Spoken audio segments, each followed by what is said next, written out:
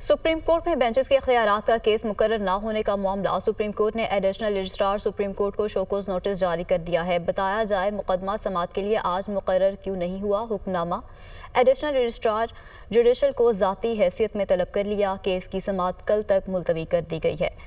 मज़ीद तफसीलात बताएंगे हसीब मलिक। हसीब, बताएगा हुक्मनामे में क्या कहा गया। देखिए, एक तो ये कि एडिशनल रजिस्ट्रार जुडिशल जो हैं उनको अदालत ने नोटिस कर दिया है और ज़ाती हैसियत में तलब करते हुए केस की जो है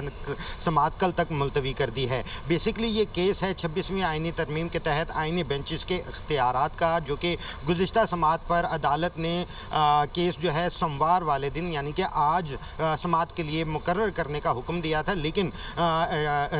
एडिशनल रजिस्ट्रार की जानिब से कॉज लिस्ट में ये केस फिक्स नहीं किया गया, जिसके ऊपर जो वकील थे सलाहुद्दीन, बैरिस्टर सलाहुद्दीन, वो कराची से ख़ास तौर पे इस्लामाबाद सुप्रीम कोर्ट पहुंचे थे और उनकी जानिब से रोस्ट्रम पर आके यही शिकवा किया गया कि ख़ास तौर पर कराची से इस केस के लिए आया हूं, लेकिन केस समाअत के लिए मुकर्रर नहीं किया गया, जिसके ऊपर जस्टिस मंसूर अली शाह की जानिब से फौरी तौर पर एडिशनल रजिस्ट्रार को तलब किया गया और समाअत में मुख्तसर सी जो है वो मुख्तसर सा वक्फा भी किया गया, जिसके बाद डिप्टी रजिस्ट्रार जो थे वो अदालत में पेश हुए थे और उनकी जानिब से बताया गया कि एडिशनल रजिस्ट्रार जो हैं वो तबीयत की नासाजी के बायस आज